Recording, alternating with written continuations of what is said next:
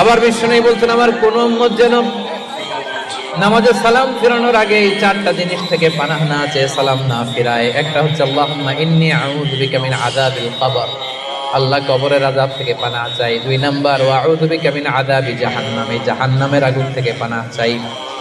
ওয়া আউযু বিকা মিন ফিতনাতিল মাহইয়া ওয়াল মামাত, জীবন মৃত্যুর ফিতনা থেকে পানাহ চাই। ওয়া আউযু বিকা মিন ফিতনাতিল মাসীহিদ দাজ্জাল, দাজ্জালের ফিতনা থেকে আল্লাহ তুমি আমাদের বাঁচাও, পড়েন আমিন। শুনেই বলতেন আমার